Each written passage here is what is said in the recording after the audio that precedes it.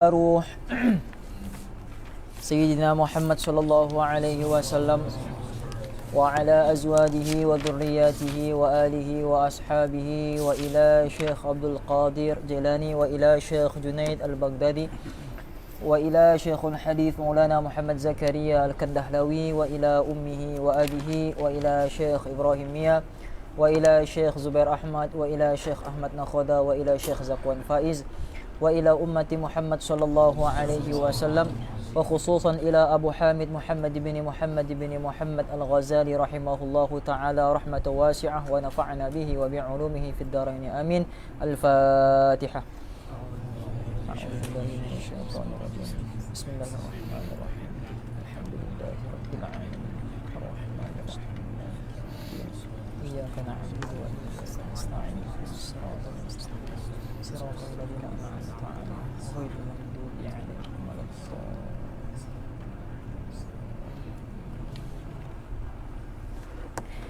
بسم الله الرحمن الرحيم. نويت التعلم والتعليم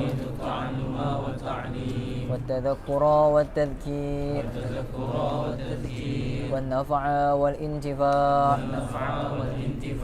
والإفادة والاستفادة والدعاء إلى الهدى والدعوة على الخير والحث على التمسك بكتاب الله وسنة رسوله صلى الله عليه وسلم ولا حول ولا قوة إلا بالله العلي العظيم. قال شيخ المؤلف رحمه الله تعالى رحمة واسعة ونفعنا به وبعلومه في الدارين آمين اللهم.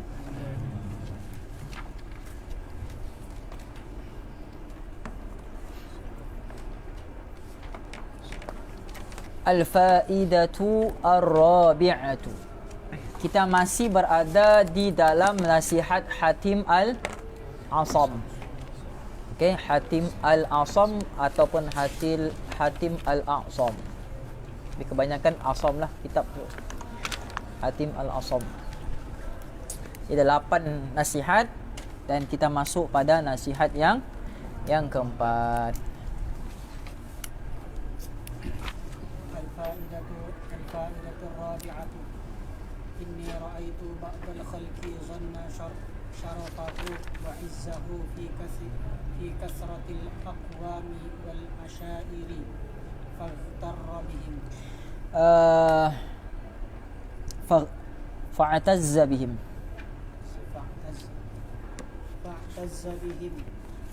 وزعم آخرون أنه في ثروة الأموال وكثرة الأولاد فافتخروا بها وحسب بعضهم الشرف والعزة في غصب أموال الناس وظلمهم وسفك دمائهم. واعتقدت طائفة أنه في إتلاف المال وإسرافه وتبذيره. وتأملت في قوله تعالى إن أكرمكم عند الله أتقاكم فاخترت التقوى واعتقدت أن القرآن حق صادق وظنهم وحسبانهم كلها باطل زائل. Aywa, itulah faedah ataupun nasihat yang keempat daripada Hatim Al-Asam yang dia dapat daripada guru dia yang bernama Syaqiq Al-Balkhi. Al-faidatu ar-rabi'atu, faedah yang keempat. Inni ra'aitu ba'dal khalqi, sesungguhnya aku melihat ramai manusia. Okey, separuh daripada manusia, separuh daripada makhluk itu zanna syarafahu wa izzahu fi kathratil aqwami wal ashairi, aku tengok ada manusia ni yang menyangka. Menyangka apa? Menyangka bahawa kemuliaan, keagungan, kehebatan, keseronokan, kejayaan di dalam apa? Fi kathratil aqwami wal asyairi, di dalam memperbanyakkan pengikut ataupun orang-orang bawahan. Bangga dia kalau banyak pengikut dia. Bangga dia kalau banyak orang berada di belakang dia. Kalau dia berjalan, bangga dia ramai di belakang dia ikut dia. Nampak? Dia bangga ada orang yang sokong dia. Dia bangga ada orang yang taksub dengan dia. Ini benda-benda yang membinasakan. Okay? Syarafahu wa izzahu fi kathratil aqwami wal asyairi. Dia bangga kalau dia ramai pengikut. Pengikut ni ramai sebab apa? Yang pertama sebab harta. Pengikut ni ramai sebab harta. Itu yang pertama. Yang kedua sebab pangkat. Ada orang banyak harta baru dia mau ikut. Tak ada hartanya tak dia mau ikut. Okay? Yang kedua sebab dia tu banyak pangkat ataupun ada pangkat. Disebabkan dia ada pangkat, maka ramai orang ikut dia. Tapi bila hilang sudah pangkatnya, satu orang pun tak ada mau ikut di belakang dia. Inilah maknanya tipuan dunia. Okay? Yang kedua sebab apa? Sebab keturunan dia. Keturunan dia baik-baik. Keturunan dia baik-baik. Disebabkan dia keturunan dia ni besar, keturunan dia ni hebat, maka ramailah orang ikut dia. Okay? Kalau dia tidak keturunan yang baik ni, keturunan biasa ni, tak ada orang mengikut dia. Okay? Dan yang keempat kerana ilmu. Masyhur dia dengan ilmu dia, hebat kononnya, maka banyaklah pengikutnya. Kalau dia ceramah biasa-biasa saja, tak ada pengikutnya. Maka dia berusaha untuk ceramah hebat-hebat. Hafal itu, hafal ini, supaya pengikut dia banyak. Ini pun penipuan. Faham ni? Itu pun dia, perkara yang membinasakan. Ingat tu ya. Okay, jadi banyak orang menyangka bahawa kemuliaan, keagungan, kehebatan ni pada ramai pengikut. Fa'tazza bihim, maka mereka pun berbangga dengan itu. Berbangga dengan pengikut-pengikut tu. Okay?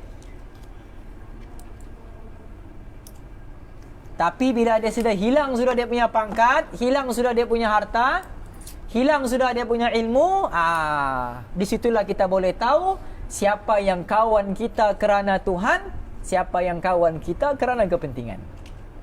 Faham? Ada orang kawan kita sebab Tuhan, lillahi ta'ala.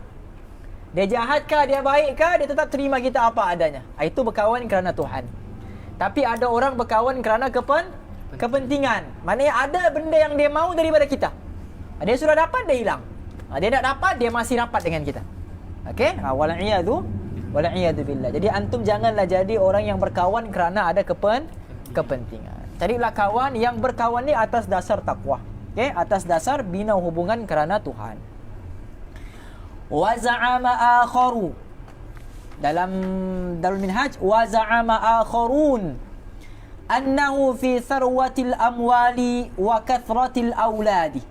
Dan ada juga aku tengok orang ni, dia tak berbangga dengan banyak pengikut, tapi dia berbangga dengan banyaknya harta dan banyaknya anak. Banyaknya harta, banyaknya anak. Dia tengok kawannya ni pakai kereta apa sudah. Kan? Dia tengok kawannya ni pakai motor masih biasa-biasa lah ni. Kawannya pakai kereta sudah, baru dia mau rapat dengan kawan dia. Sebab ada kereta sudah. Ataupun ada orang yang berbangga-bangga dengan anak. Perasan tidak kalau kita jumpa lama, saya tak jumpa kita punya kawan, yang tanya, berapa soal anakmu? 2, baru 2. Aku 12 sudah. Nampak ni, aku 12 sudah. 6 anak waktu aku belum kahwin. Wah, bangga dia, 6 anak lepas kahwin. Okey? Berbangga-bangga dengan anak. Okey, dalam Quran pun ada sebut ya. Apa ayat ni? Yang watafakhurun fil amwali wal aulad, wa takatsur fi amwali wal aulad, kan? Mereka ni bangga memperbanyakkan harta dan juga anak. Padahal anak tu boleh jadi asbab siksaan dia tu di hari akhirat kalau anak tu nak dia jaga betul-betul. Ya? Fatatakharu biha. Maka mereka pun berbangga-bangga. Rasa hebat dengan banyaknya anak, rasa hebat dengan banyaknya harta. Wa hasiba ba'duhum asy-syarafa wal 'izza fi ghasbi amwalin nasi wa zulmihim. Dan ada juga aku tengok separuh daripada manusia ni, dia sangka kemuliaan, kehebatan, kejayaan ni fi ghasbi amwalin nas, pada merompak harta manusia. Bangga dia kalau banyak dia curi harta orang. Bangga dia kalau banyak rompak harta orang, sampai berlumba-lumba untuk merompak harta orang, mencuri, mengugut dan sebagainya. Okay, kawan dia mengugut, dia pun mengugut juga. Jadi berbangga dia banyak dapat ugutan daripada kawan dia. Kawan dia tanya, berapa ugut kau hari ni? 10 ringgit saja. Kau berapa? 10 dompet.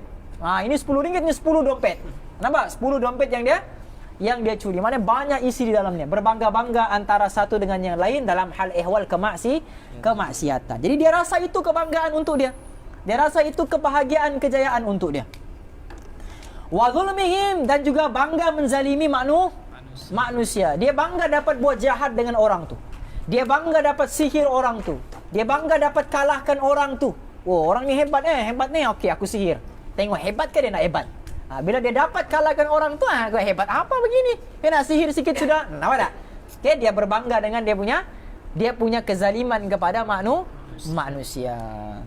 Okay? Berdebat di Facebook, berlawan cakap, cakap, berlawan. Akhirnya dia punya komen yang terakhir, dah sudah orang komen di bawahnya. Woi, menang aku.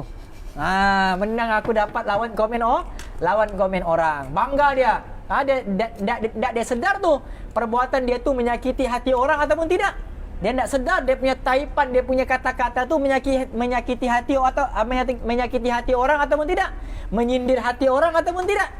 Faham ni? Sebab tu kalau kita duduk tiga orang, kita ada 3 orang kawan, haram bercakap 2 orang tanpa bercakap dengan yang satu orang.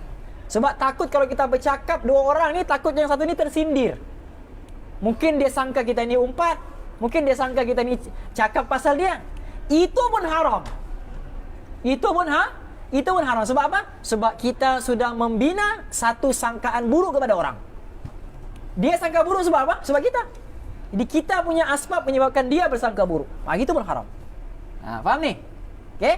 Apatah lagi kalau menyakiti orang daripada percakapan, daripada perkataan yang kita gunakan di media sosial dan sebagainya. Okay? Itu bukan media sosial, itu media sosial. Maknanya sosial ni terlampau banyak sialnya. Faham? Kata Ustaz kami Maulana Amir Hamzah, dia bagi tahu. Dia kata antara benda sial di rumah kita apa? TV. Kita kononlah alasan mau tengok tanyalah ustaz. Forum perdana hal ehwal Islam. Tapi lepas tu iklan macam-macam yang keluar. Betul tidak? Alasan kita mau tengok itu, tapi bila sudah habis rancangan tu, tukar buat rancangan lain. Nampak ni? Jadi itu sebenarnya benda-benda yang melalaikan. Okey? Tapi jangan pula orang balik rumah kamu pergi buang TV kamu. Okey? Wa zulmihim, iaitu menzalimi manusia lain ataupun menzalimi makhluk lain. Wa safki dimaihim, dan juga mengalirkan darah-darah mereka. Darah manusia ni. Bangga dia dapat sembelih orang masuk TV. Bangga dia dapat viral dia sebab dia sembelih orang. Bunuh orang, bangga dia. Viral dia punya video, bangga dia, seronok dia, banyak orang tengok. Faham ni? Ini benda-benda yang tidak patut ditengok. Wa'taqadat ta'ifatun annahu fi itlafil mali wa israfihi wa tabdhirihi. Dan ada juga aku tengok orang ni menganggap bahawa kemuliaan, kebahagiaan ni pada apa? Pada memperhabiskan harta. Nampak Facebook ada orang buang-buang duit begitu begini. Okey? Dia mandi di dalam tap mandian tapi tidak ada air, duit semua. Nampak? Dia tunjuk dia punya harta itu, tunjuk harta ini rumah saya, ini kereta saya, ini kasut saya, harga dia punya tali saja ni 2 juta. Talinya saja. Faham? Tali kasut saya ni 2 juta saja. Bukan talinya tu yang hujung tu, yang keras tu, untuk kasih masuk tu. Itu pun 2 juta saja. Belum tali dia lagi. Nampak? Butang baju saya ni kena zakat. Wow. Sebab apa kena zakat? Sebab mahalnya dia punya butang ni emas. Jadi saya punya butang ni pun kena zakat sudah. Maknanya banyaknya dia punya berbangga-bangga. Ini sudah 3 kilo emas. Ini 4 kilo. Ini 5 kilo. Macam-macam dia tunjuk dia punya emas. Jadi dia bangga dengan banyaknya harta yang dia ada. Okey? Wa israfi, dan dia bangga buang-buang apa namanya, membazirkan dia punya, wa tabdzirihi, israfihi wa tabdzirihi, dia bangga dia buang-buang dia punya duit, dia bazirkan dia punya duit. Nampak? Okey, beli perkara-perkara yang tidak bermanfaat.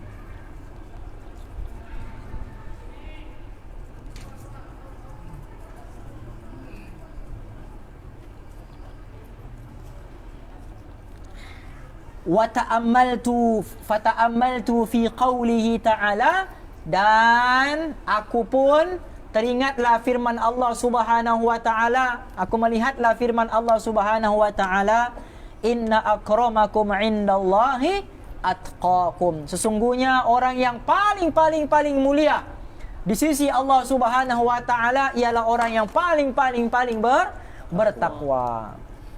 Okay, jadi di antara kita semua ni, siapa yang paling hebat di sisi Allah? Yang paling bertakwa. Bukan yang paling banyak ilmunya, bukan yang paling banyak amalnya, tapi yang paling banyak takwa dia. Faham ni? Takwa ni apa, tuan-tuan? Takwa ni apa namanya? Usaha untuk mencegah maksiat. Itu takwa. Takwa beza dengan iman. Takwa beza dengan iman. Iman ni apa? Iman ni benda yang boleh dorong kita untuk buat amal. Itu iman. Faham? Dia boleh buat tahajud 2 rakaat, 4 rakaat, 10 rakaat, 300 rakaat, 1000 rakaat. Itu sebab apa? Iman. Sebab dia ada iman. Dia boleh puasa sunat Isnin Khamis. Nampak? Dia boleh apa namanya? Dia boleh sedekah dengan orang.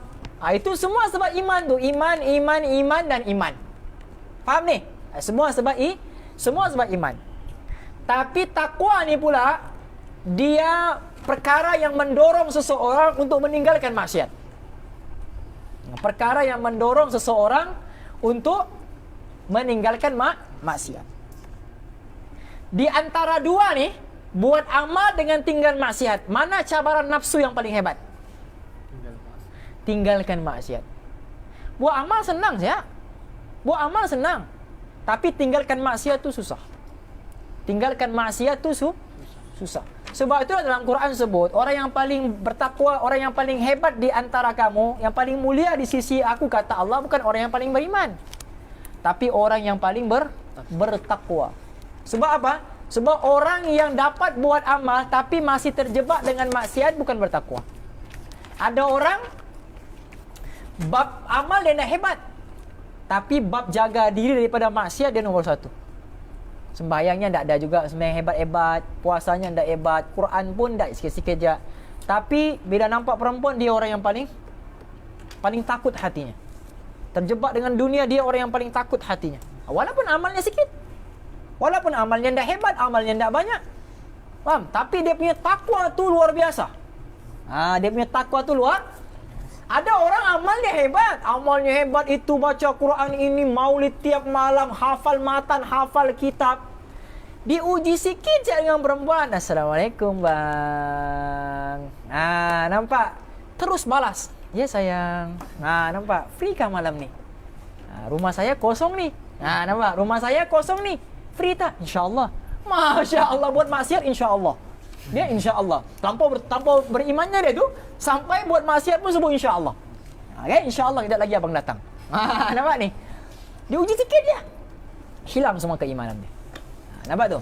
Sebab itulah Quran sebut apa? Walau anna ahlal qura amanu wattaqau. Kalaulah ahli penduduk suatu negeri tu beriman dan bertakwa. Tak cukup dengan iman, kena ada takwa juga. Beriman tak cukup lagi, mesti ada takwa. Nampak? Walau anna ahlal qura amanu wattaqau la fatahna alaihim barakatin minas samai wal ardh. Kalau isi penduduk kampung tu, kampung hidayat, kampung apa nama kamu? Kampung Ail. Nama apa Ustaz? Kampung Kurnia Jaya. Kamu? Kampung Hidayat juga. Kamu? Kampung Kurnia Jaya. Ada kampung lain kat sini? KSK. Atas KSK. Rumah baru, rumah ndak baru. Ada lagi siapa di rumahmu? Flat titingan. Faham ni? Ini rumah-rumah semua ni, kampung-kampung kan? Kalau isi penduduk kampung tu, walau anna ahlul qura amanu, semua beriman. Taat perintah Allah, apa semua amal hebat, itu hebat, ini hebat. Tak cukup dengan itu. Wattaqau, bertakwa juga. Diuji dengan maksiat, dia orang yang paling pertama tinggalkan maksiat. Wattaqau, apa yang Allah bagi? La fatahna alaihim barakatim minas sama'i wal ardi. Pasti dan pasti Allah bukakan keberkatan langit dan bumi.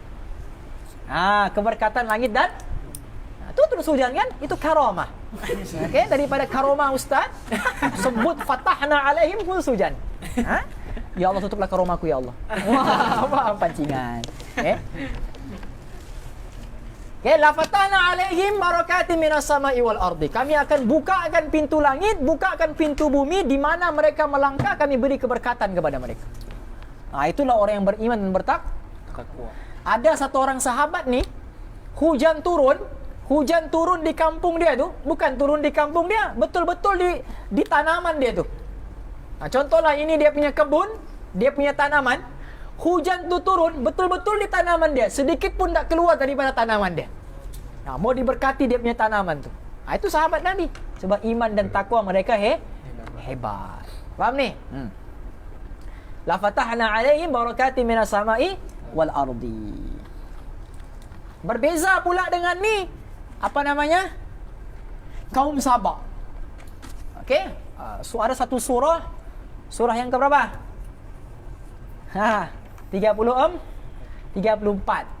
Ada satu surah yang ke-34 namanya surah Sabah. Sabah ni nama kaum Sabah. Okey? Apa ayat Quran ni? Laqad kana li saba'in fi maskanihim ayah jannatani an yaminin wa shimal kulu min rizqi rabbikum washkuru lah baldatun tayyibatun wa rabbun ghafur. Kaum Sabah ni Naim, tahu apa dia punya kemuliaan yang Allah bagi? Kaum Sabah ni kemuliaan yang Allah bagi hebat dalam pertanian. Hebat dalam Jadi kaum-kaum sebelum kita ni ada yang hebat dalam perindustrian, ada yang hebat di dalam pembangunan. Gunung tu ditebuk buat rumah di dalam. Tu bayangkan tu, teknologi orang dulu. Gunung ditebuk, diukir buat rumah. Tahu tak? Hebat teknologi orang dulu. Dulu mana ada kren? Mana ada kontraktor yang berpusing-pusing masuk dia punya duri-duri tu kan? Tak ada. Semua guna tangan sendiri. Nampak? Hebatnya teknologi orang dah. Jadi salah satu teknologi yang hebat yang Allah bagi ni Mas Lan kepada kaum Sabah ialah pertanian. Dalam bab pertanian, tidak ada kaum yang lebih hebat dalam bab pertanian sebelum dan selepas kaum Sabah. Sebelum kaum Sabah tidak ada, selepas kaum Sabah tidak ada. Bab pertanian kaum Sabah nombor 1. Faham? Kita kalau mau tanam, letak biji benih. Kan? Gali tanah, letak biji benih. Lepas tu letak baja. Lepas tu siram. Tunggu beberapa bulan tumbuh dia punya tunas. Tunggu lagi beberapa bulan baru tumbuh dia punya pokok. Kita pun siram, baja lagi, kan? Lepas tu letak lagi itu, letak lagi ini. Kemudian tumbuhlah sikit dia punya apa namanya? Bunga. Bunganya dijaga lagi. Baru tumbuh dia punya buah. Mungkin memakan 7-8 bulan, hatta ada yang setahun 2 tahun baru tumbuh dia punya buah. Itu kita. Kaum Sabah nehihe. Kaum Sabah hebatnya dorang ni apa? Ambil biji benih, lempar di tanah, lempar saja, kena saja tanah tu, apa biji benih tu pada tanah, terus tumbuh keluarkan pokok yang berbuah. Ni kaum Sabah. Hebat pertanian orang. Lempar biji benih terus tumbuh. Tak payah tunggu lama, memang sudah masak dia punya buah. Ini kaum Sabah. Kita kalau ada buah masak, apa kita buat? Ambil galah, kemudian kita tarik, ataupun manjat, kemudian kan macam antum pengalaman mencuri kan, mangga orang pergi manjat ambil, ataupun plastik, ataupun lempar macam-macam lah. Kaum Sabah tidak perlu. Hebatnya teknologi kaum Sabah ni, kemuliaan yang Allah bagi, dia pakai jaring-jaring apa ni di belakang ni. Antum kamu nampak kalau ada orang pergi kutip buah kan, ada bakul-bakul belakang kan, keranjang. Dia pakai keranjang tu, ini pokok kan, dia lalu sahaja di tepi-tepi pokok tu, buah tu sendiri jatuh otomatik di bakul-bakul dorang. Nampak? Itu kaum Sabah.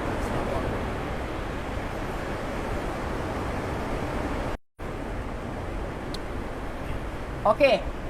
Jadi kaum Sabak ni punya hebatlah kaum Sabak ni.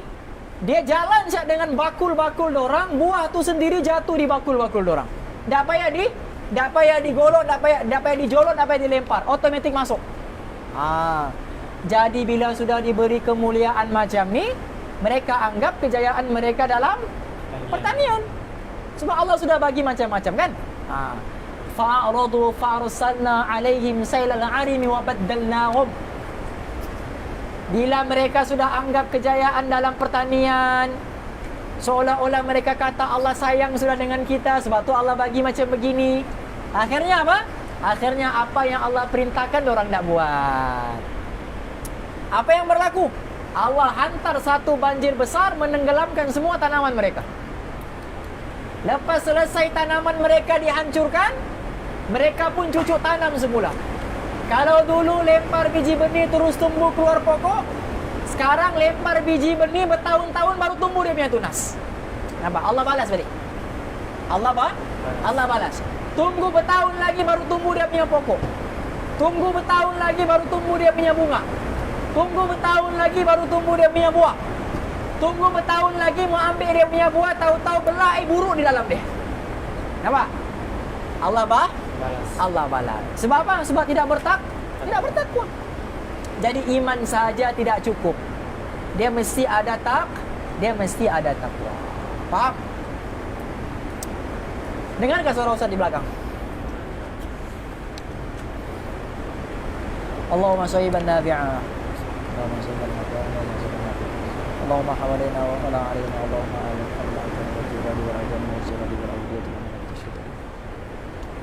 Antara waktu yang paling makbul untuk berdoa ialah ketika hujan lebat. Antara waktu yang paling makbul untuk berdoa ialah ketika hujan lebat. Doa lah apa yang antum mau doa. Ketika hujan lebat. Terus hilang. Memang antum tidak dipedulikan sudah. Okay, doa antara doa yang waktu yang paling makbul ialah doa waktu hujan. Sebab barakah rahmat Allah turun mencurah. Jadi waktu tu makbul. Okay, mintalah Allah bagi hidayah, Allah bagi taufik, faham agama, faham ilmu, jauh daripada maksiat, jauh daripada fitnah dan sebagainya. Fakhtartu at-taqwa. Okey, sudah lain min? Okey, sudah. Fakhtartu at-taqwa. Maka aku pun bila aku tengok al-ihwal manusia ni dan aku bandingkan dengan ayat firman Allah, maka aku lebih memilih takwa. Wa taqattu, dan aku